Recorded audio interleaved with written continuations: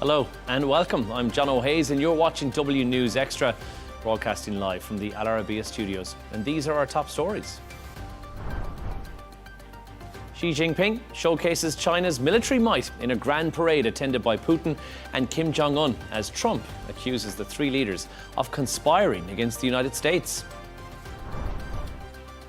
And on the sidelines of the day's events in Beijing, Putin invites Kim Jong to Russia after they hold a 2.5-hour meeting together. Plus, thousands of Israeli reservists join a major military offensive on Gaza City as protests erupt outside Benjamin Netanyahu's home over the fate of its hostages.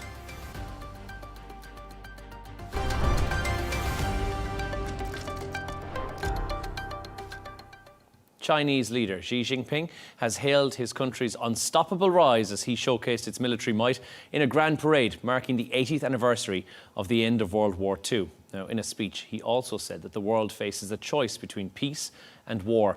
His comments seem to be presenting an alternative to Western-led global order. To discuss this and all of today's stories, we're joined in the studio by Managing Director of This Is Dubai, Michael Jabri Pickett. And we're joined by Dr. Elie Al Hindy, Professor of International Relations at the American University in the Emirates. Thanks to both of you for being here. First of all, Michael, we'll turn to you on this. Xi is unveiling nuclear missiles, drones as well, we're seeing today. It's quite the show from China, along with Putin and Kim standing side by side up there, shoulder to shoulder. A show of force, or are we back having some theatre for the cameras once again? Well, I think a parade by definition is theatrical.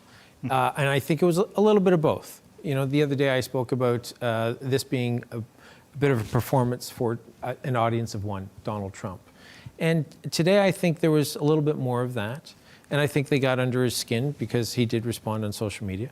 But I also think that... In a very weird way. In a weird way, yeah. Well, in a typical way for Donald Trump, I would argue, right? Maybe not so much weird. But I think it's interesting that what the Chinese president has done, he's brought together people, leaders who might not necessarily come together. Yes, of course, there's the usual suspects. But you also had Egypt and Turkey and Vietnam. And those are three traditional... as well as India, of course. And those are four traditional US allies. And they're recognizing that there is some common ground, even if it's to come together to oppose the person that we don't necessarily think is treating us fairly. And they're using this as an opportunity to a show of force. And I think that because of Donald Trump's response on social media, I think that they got the rise out of him that they would have liked. Now, the Kremlin have said that they believe that this was more so in jest, that it's a little bit tongue-in-cheek as well. And reading it and now having heard Donald Trump comment since then as well, it seems that may be the case. There might be some sort of a banter element to this post. So I think that that's how you spin it. I think your first reaction is usually a pretty good indication of what you're truly thinking and feeling. And I believe that he was, if not offended, I don't think that's the right word, but I do think that he was trying to take a direct shot at what was going on without him there. Now, he did, of course, say that maybe his presence was not required or might not have looked good. Mm-hmm. But I think that there is a little bit of truth in his original post where he was feeling like there was some activity to conspire against the United States. Dr. Elie, I jokingly last night on the show said, what's next from the SCO? What will we see from the SCO tomorrow? And said, is it going to be Putin standing side by side with Kim Jong Just such a thing is what's after happening. You knew, come on, Joe. I honestly didn't expect that to happen. Yeah. Because he said now fraternal duty is what North Korea has to help Russia. Does this feel like more like symbolism, or is there some budding friendship that's going on here that the West needs to be worried about? There is a friendship, definitely. There is people alike who think alike, who get common interests. Not specifically a threat to the West having North Korea there in that setup, and not completely unexpected. But still, I think what worries the West about North Korea is always the nuclear capabilities, whether it is there or not, nobody knows exactly. Not the actual size or economic power or even military power of North Korea, but that potential of maybe they have nuclear technology that could be really in unsafe hands, if we want to put it this way, in Western terms.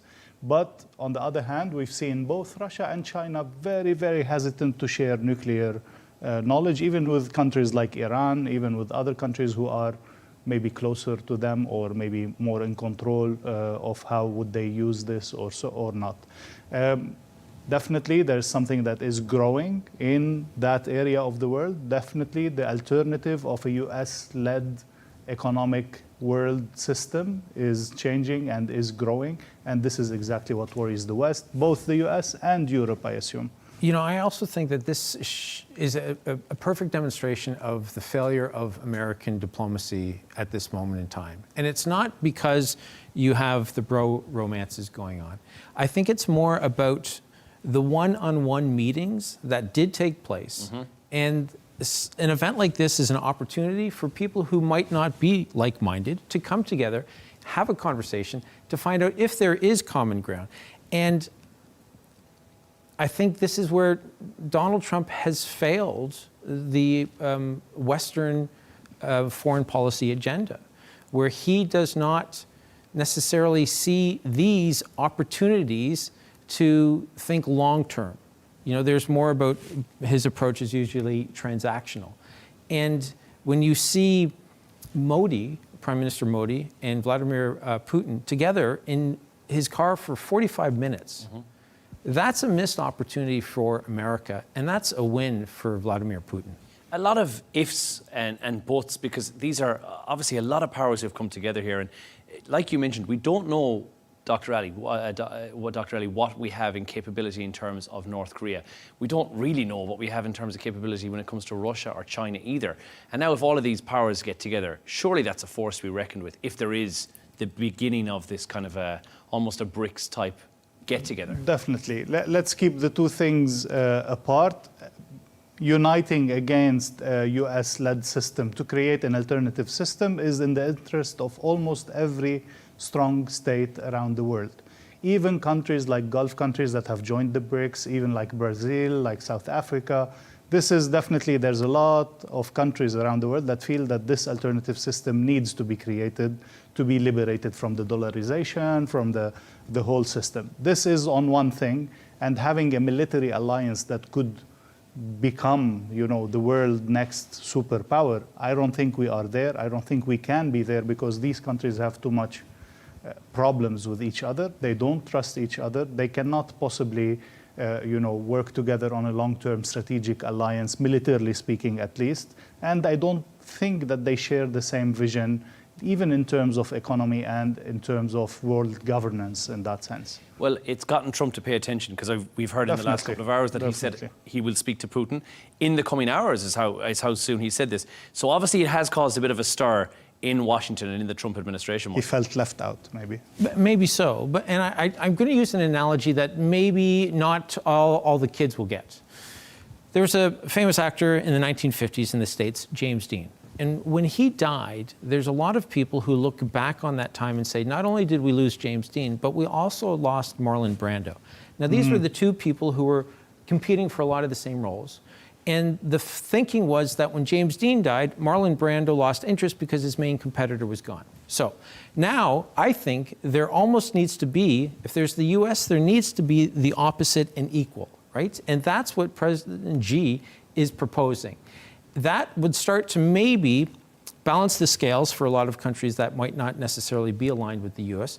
But it also is an opportunity then for the US to remake itself so that they can be an equal to what the Chinese are trying to do. And that's where I think it gets really interesting. I truly believe that this is what Trump is trying to do because of the whole campaign, the whole who he is, what he presents in politics is that attempt to reinvent the United States and give it a push for the years to come without that recreation, reinvention of the United States, the era of the U.S. empire is definitely fading away. And to that point, I think you're absolutely right, because he doesn't want to necessarily be the world's police dog. Not that he doesn't want that role, but he doesn't want the financial responsibilities that come with it. Yeah, which is a high price tag to pay. Now, going on behind the scenes at this as well, world leaders who were also having a conversation, some of that was caught on microphone. That's due to a hot mic, which means the microphone was left on while a conversation was taking place between Xi and Putin. Some of the stuff they discussed, including living to be 150 years old, it was wild to hear these two, and also organ donation. I don't think anyone saw that one coming, Dr. Elie. It's a weird conversation for sure. I don't know how they came to that discussion, but I guess this is where Trump would have felt at home. These people who think they deserve to live 150 years because they are too great to die anytime soon. And then this discussion would come into play, where they are discussing how to live longer or how to stay in power longer, I assume, in the longer term. Trump's issue is that he is in a democracy. If we want to believe the U.S. is still a democracy in that sense, and he cannot continue to rule forever, while these guys probably will find a way to continue to rule for many years to come. Well, that was the part of the discussion, Michael, was just that they'd basically be eternally in power, and it seems to be something that they're all considering at this stage. Yeah, I don't know if they were sweeping the streets of Tiananmen Square after this, if they would be thinking, I really want to live to 150. But because they're in power, and because they have the money, and because they have the means, and because they have so many resources at their fingertips, they probably feel almost as though they're entitled. And this gets to one of the issues that I think so many people have with the U.S. is this sense of entitlement. Mm-hmm. And now you're getting a sense that maybe, the Chinese president and the Russian president are also feeling like, I feel young, they're both 72. Why can't I live for another 72 years? And I love the analogy you did before the show about, different also famous people, very wealthy people who try to invest a lot into. So there are, of course, a lot of the tech billionaires who are doing that right now. And even through history, a quick search before coming on, everything from Louis XIII to Pope Innocent VIII, these were men, and so the story went, it's traditionally older white men who feel like they are entitled to live as long as they actually want. And of course, we know that that's not the reality. Unless you're Walt Disney, according to a huge conspiracy theory that we don't have time for. Thank you both, by the way, for your thoughts on that. Let's move on to our next story. And thousands of Israeli reservists are now reporting for duty as the military pushes ahead with its offensive on Gaza City. Ground forces are moving into the outskirts, while Israeli air and artillery strikes continue, with hospitals saying that dozens of Palestinians have been killed since midnight. The United Nations warn of beyond catastrophic consequences as nearly 1 million people remain trapped. Dr. Elie, thousands of these reservists, as we just mentioned, called up to Gaza City as well. Heavy bombardment. Is this now a decisive moment in the war, or is this just a further escalation once again? Further escalation, definitely, rather than decisive. We've said consequently in this show and everywhere that unless something radically changes on one side or the other of this war, if we may call it, nothing will change. And it can drag on for even another year or even more, while the people are paying the price. We keep reminding ourselves of that. So I think, yes, this is an additional push, an additional attempt, but I'm wondering whether it is feasible to say that this will end the war, because the war cannot end except by a complete defeat of Hamas or then the deposition of Netanyahu or whatever that may be. It is unlikely that this will lead to a closer end to the war. It is very likely that this will lead to further death, further killing, and maybe it will feed into the general Israeli plan of pushing these people out of the land completely. Michael, a lot of the time we're hearing that there's no real strategy. Israel don't have an end strategy. And although that's not the case, there may be a now strategy with regards to getting the reserve troops into Gaza. And there's a reason why. Let's get them on the ground now before we head in and do an on-ground offensive in Gaza itself. So, they do have a plan when it comes to invading invading Gaza. They're going to be sending the reservists, a lot of the reservists, up to the West Bank, presumably just to maintain the status quo. And that way the active duty soldiers, the IDF, will be able to lead the offensive into Gaza. It is a cause of concern, though, that there is so much going on militarily, and there is so little comment from the President of the United States. And one of the issues, one of the criticisms that gets leveled at Benjamin Netanyahu, the Israeli Prime Minister, is share with us what is the plan after the hostages come home. And this isn't just a concern with people around the world. It's also a very big concern with the Israeli citizens themselves. And that's one of the reasons why they're out there almost on a daily basis protesting. And there's this huge level and this huge swathe of protesting taking place across Israel. But what are Israelis protesting for, Dr. Elie? Do you think, what do they want? I really don't think that they have a big issue over what's happening in Gaza. They have an issue about how the government is dealing with the hostage crisis. They think it could have been handled better. They think that more hostages could be released as a temporary ceasefire. But I don't think many people in Israel, and at least not those that are demonstrating now in front of Netanyahu's house, they are not demanding peace. They are not demanding for stopping the genocide in Gaza or to stop the plans of, the complete removal of the Palestinians of Gaza. The problem for them is more tactical, is more how to deal with the issue of the Palestinians. Unfortunately, as Michael was saying, we don't see a day after plan for Israel. It seems that Netanyahu specifically has the tendency to start different battles and different wars without a clear vision on what could be the next day after that, except if we believe in the conspiracy that says that the day after, their vision for a day after is a Gaza without any Palestinian there. Michael, let's talk about the Gaza movie, The Voice of Hind Rajab, which is screening in the Venice Film Festival, has now attracted attention internationally. This is culture and cinema mixing at a time when it's still very, very fresh. I mean, this is still an ongoing conflict as well. Is that going to shape an opinion globally on the conflict? Keeping in mind it's been backed by people like Brad Pitt. We've seen Joaquin Phoenix as well put his weight behind this movie. So I think it helps assuage the collective guilt that the world feels.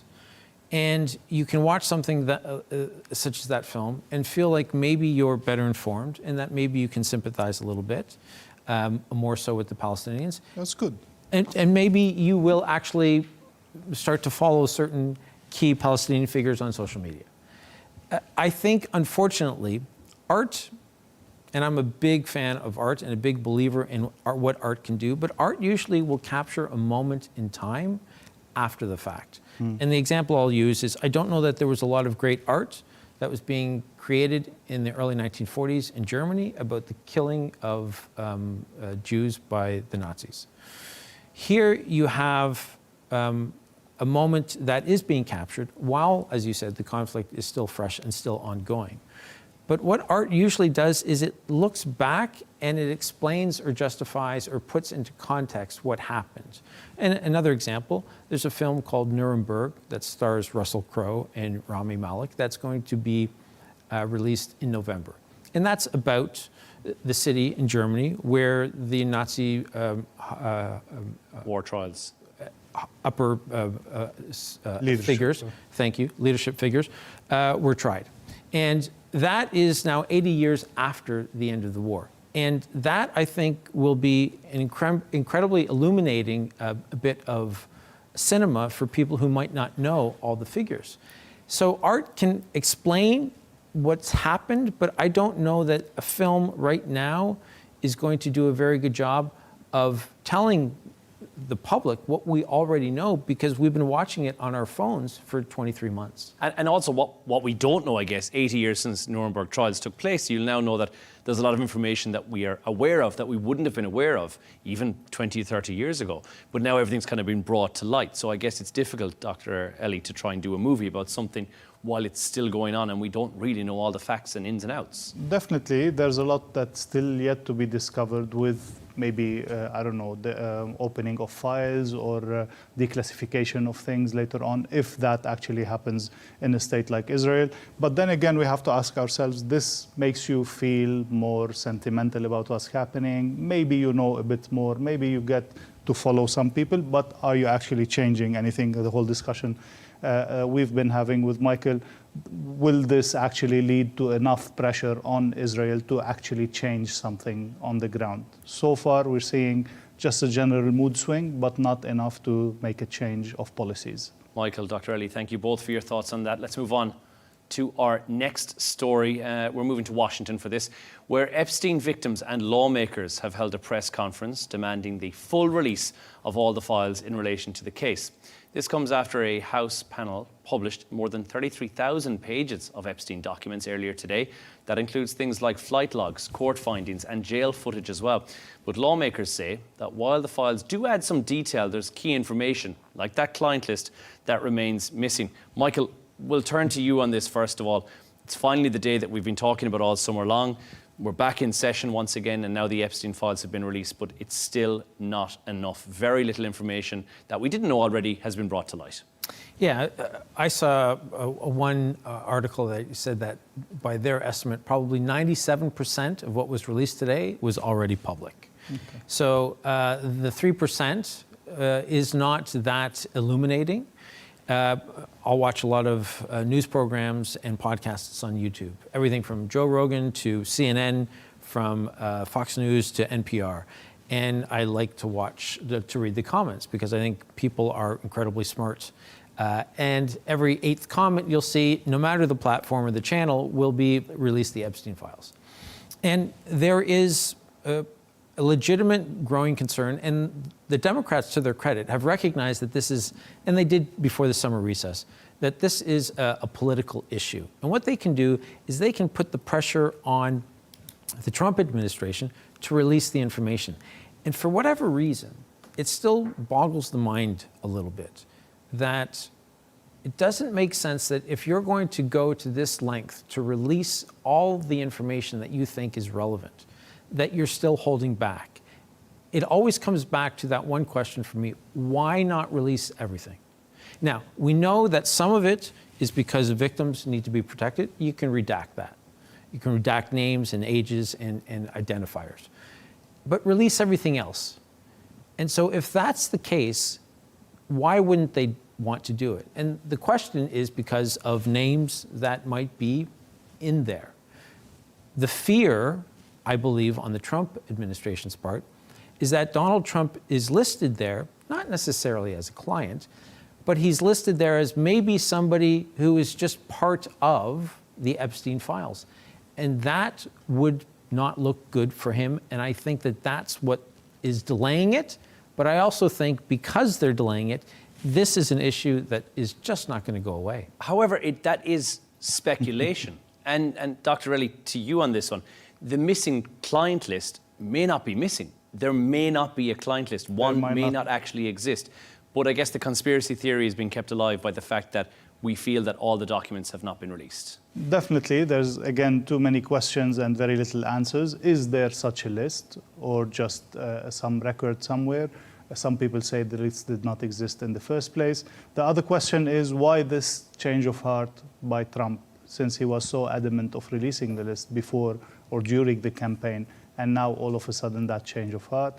And then, since we don't have the answers, there's a huge flood of conspiracy theories, including the connection of Israeli intelligence, including the connections to a whole setup that is put in place in order to blackmail different American politicians by this or that agency. All of these conspiracy will not be laid to bed unless we have the full reality and the full truth, which even in the case like JFK and the files that were released, it seems that even the release of these files did not give us the full picture 100%. And I think it is, to take on your point from that, I think regardless of how many files we release and how many documents we actually give you and how many times we go back to the DOJ and say, Pam Bondi, give us everything you have, the public will still think, not everything. You've not given us everything. We've seen that before. And like you said, Dr. Elie, with the JFK files, there is still the conspiracy theories that are gone wild. Just look at Reddit, Michael. You'll see people saying, you know what? Actually, this is not everything. Will the public ever be satisfied? No, they will definitely not. This is a conspiracy theory that will live on for decades because it has all the makings of what makes a wonderful conspiracy theory survive. You have a president or a president who is cooperating or not cooperating. You have an attorney general who is saying one thing and not necessarily doing another. You have so many celebrities. You have so many high-profile billionaires who may or may not be associated with the trips. Certainly we know former President Clinton was on some of those flights. We know Prince Him Andrew. and his wife Hillary, right? Hillary, I don't know, but for sure Okay. Bill. Prince Andrew, we know, of course, was on some of those flights as well. And I think that because you have so many big people, this brings everybody's attention on it. And I don't know what it would take for the public to be satisfied that all the material has been released. So until there is a piece of paper that says client list with names, that would be the holy grail, and I think that is what people would be satisfied with. But until that time, and as you said, there might not be one. But we have now seen as well, and Marjorie Taylor Greene being one, but we've seen people come to the fore who are normally Trumpists, for want of a better word, saying that they even doubt that this may not be the full extent of the files. I mean, is it going to require Donald Trump to come up? Because he's got a lot going on, which we'll get to in a second. Washington's been busy today. Do you think he's going to allude to this at all, Dr. Elie? I don't think so. He's going to keep avoiding it as much as possible. But again, we have to keep asking ourselves, is everybody who visited that island actually has committed, a certain kind of crime, to put it in such a word? We don't know. And it is a very, difficult line to set in that sense. But definitely anybody who has visited will be hated by the public. Of course, in a and there will sense. be speculation that will continue as well. And I think it certainly is commendable to the survivors of Jeffrey Epstein to be able to go out on a public stage and to be vocal as they've done so bravely as well. I think that in itself is commendable. But as I said, Washington's been busy today, so the Epstein files are just down the list. Second to, and Michael, if we could turn on this very quickly with you, crypto stakes are in the news for the Trump family. It's not an ideal day for them, but what's the take on this? Why are they in the news for this? So one of the things that the Trump family does incredibly well is they don't try to hide their business dealings. So when they are in Qatar and they're getting a private jet, or when one of Donald Trump's sons is here in Dubai or in various other Gulf countries, and he is talking about a new Trump building, it's all out in the open. And there's a little bit of confidence that comes with that, and there's also a little bit of hesitancy on the part of a critic to accuse somebody of doing something if they're doing it out in the open. And with crypto, you have the World Liberty Financials, which is the Donald Trump Bitcoin. And they have now started to recognize that there's so much money. Well, they recognized this just after the election. And so they've invested so much. And they've been very friendly to the Bitcoin community. But when they are in this position where they're making so much money, I think it's up to $5 billion on paper at least, that they've made in the past 6 or 7 months. It makes people feel as though he truly is a businessman who is about the transaction. And when he's being true to himself and he's doing it so blatantly, obviously, it's difficult to throw accusations at him when he or his family will say, yes, this is what we've done. Like, here you go. Then internal trading is such a big thing in the US, right? And this could be something that he controls, and then he makes money out of it, and then his political decisions can't influence how the market would react. This is where the whole shady issue becomes. But he is a businessman. At the end of the day, Trump is a businessman, always has been, probably always will be. Is this just a separate side to him away from the presidency, that he's not actually controlling any markets, it's just business? So you have to believe that he is not having conversations with his sons about what they're going to be doing and about what he's planning. That is beyond the pale, in my opinion. I think just because, as he would say, he doesn't have daily control, I think the family understands what it is that they're supposed to be doing, which is, quite frankly, to put it bluntly, making money off of the name while he's in power. Of course, speculatively speaking, we don't know what's going on behind closed doors, but we would assume that the Trump family are clean as a whistle. Might be what we think. Now, I will just very quickly mention, and this is that the troops have gone into Chicago as well. Dr. Elie, Is that a distraction technique that we're seeing today, or is that something that was genuinely required? Not required, nor a distraction. It's part of plans of Trump to have as much control on US politics as possible. Now, the reasons, is there enough reason to send in the national troops? That's a different discussion. It's a legal discussion. It's an interpretation of the American Constitution.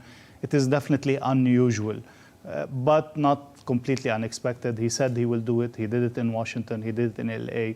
He might do it in other cities. Where would the judiciary, the federal court, the Supreme Court draw the line and say, no, this is not permitted? This is where it remains to be seen. He definitely has a plan to have as much control over the politics of the United States in the coming period. Well, gentlemen, we'll take a breather from Washington because it really has been a day and a half. And on to Dubrovnik for our next story. It's the Croatian city that was made famous from the filming location as the HBO series Game of Thrones. But now the mayor of Dubrovnik has told a British newspaper that he plans on bringing in changes to curb tourism in the city. From limiting who can visit the city's walls to caps on cruise ships docking in Dubrovnik, it joins a number of other European destinations that are using new rules to tackle overcrowding and costs of living crisis. Dr. Elie, this is pretty much a case of limiting wall visits, limiting cruise ships. And for those who don't know, the wall is a very iconic scene in a TV show that I've watched one episode and then never watched again, Game of Thrones. So I'm not alone. You're I not just alone wanted to on start this. with a disclaimer. Just might be Michael who knows what we're talking about here.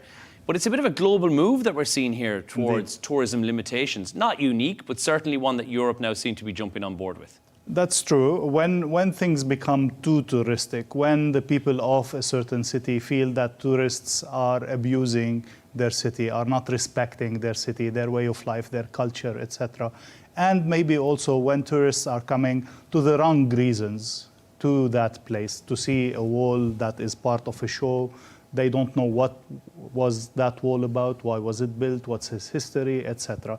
And then, of course, the insensibility may be in some irresponsible tourists who maybe deal in a way with the city, with the, leaving behind some stuff, some graffiti or some things like that.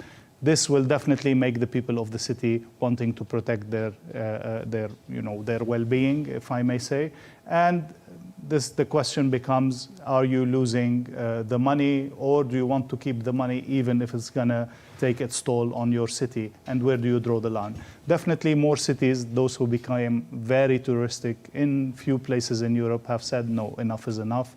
We don't want this uncontrolled tourism. We want to at least put some kind of regulations in that sense. And it is completely understandable, in my opinion. Yeah, it doesn't seem unrealistic and it doesn't seem illogical to say, right, let's cap it. We've seen it in Venice, we've seen it in Barcelona, we've seen it, we have for a very long time at the pyramids of Egypt, we've seen it in Thailand at the islands there, where they limit the numbers down. But if you look at it on a bigger scale, Michael, and even cities like Dubai, they are tourism hubs. And what are the lessons that you think you could take for one of the newer tourist destination cities that they should take away, having seen these clampdowns that are happening in Europe when it's probably too late? So I think there are lots of cities throughout Europe that have to align several different parties so that everybody can agree to change the law, or they can agree to introduce certain restrictions so that, yes, the businesses in the area are making money, but there is not long-term damage to the location. Dubai, however, has a government that is forward-looking, and they are very comfortable with change, where I don't think that many cities around the world are. And I'll give a couple of examples. So I've been out here more than 20 years, and when I moved out here, the weekends were Thursday, Friday. And then they became Friday, Saturday, and now they're Saturday, Sunday. Now, they're making those changes because they recognize that the global community mostly works on a Saturday, Sunday weekend. They wanted to encourage a tourism. And this was one of the ways that they could do it. They also do things in a more practical sense. People want to come and see the fireworks at the Burj Khalifa on New Year's Eve. So they'll shut down Sheikh Zayed Road, which is the main thoroughfare here. They will also make sure that the metro is running much later, so you can accommodate the people who live here and who are going to go watch the fireworks. Mm-hmm. The government here has that ability to make changes with warning the people that this will come over the course of the next couple of weeks or the next couple of months.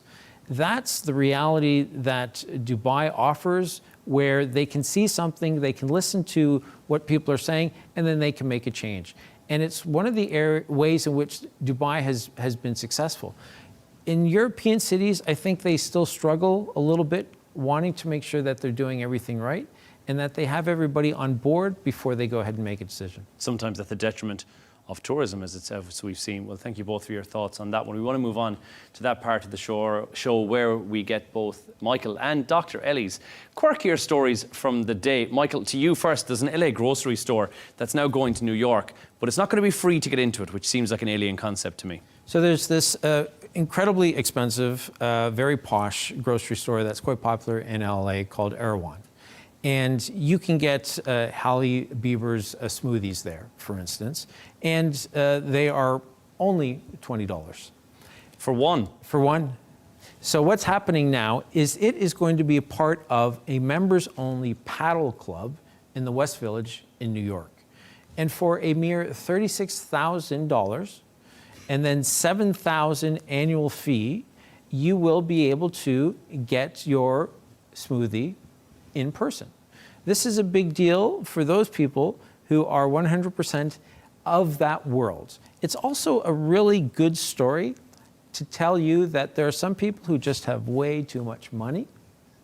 $100 a day is the membership to get into the store, but the smoothie is an additional charge on top of that. So it's $36,000 a year, sorry, $36,000 for the membership and then $7,000 a year to be able to get in so that you can make a purchase of one of these smoothies, because they're only offering smoothies. It's just a juice bar at this moment.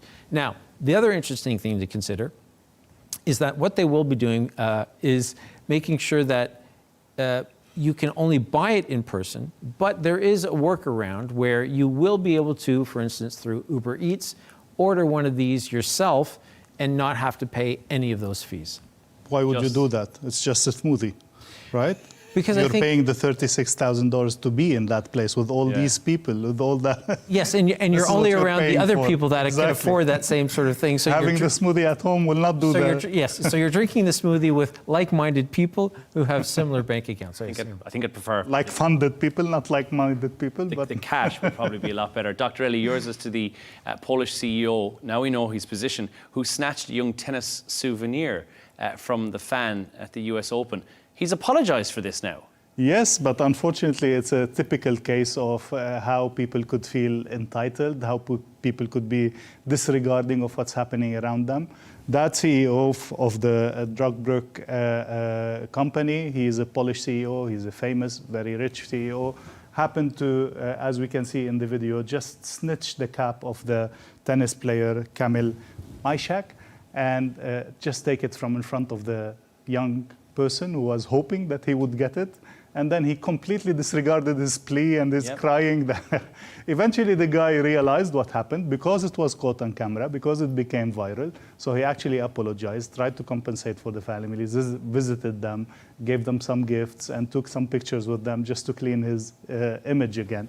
But how disrespectful can you be? How disregarding of what's happening around you can you be? Even in the heat of moment, as you were trying to give him some excuses, I know, but still, it's a typical thing in matches, and it's a pity to see that caught on camera. And Majchak had reached out as well and had given the kid another cap that he'd signed as well, but still a bit too little too late for taking candy from a baby, Michael. You know, it's one of the things that we should know in 2025. Coldplay concerts, everything is caught on camera. You have to almost operate as though you're a celebrity walking down the street going to your Starbucks. You have to assume that there will be paparazzi. Today it won't be paparazzi, it'll be just anybody with a camera. And things will get caught, and you have to be so aware of your surroundings and recognize that what I'm doing in public is for the public. One small slip away from a career changer, those ones. Thank you so much. That is all from us on W News Extra. A massive thanks once again to our guests, the Managing Director of This Is Dubai, Michael Jabri Pickett, and Dr. Elie Al Hindy, Professor of International Relations at the American University in the Emirates. Don't forget to subscribe to our YouTube channel. As always, you can follow us on X, and GNT with Tom Burgess Watson is on the way next. Goodbye for now.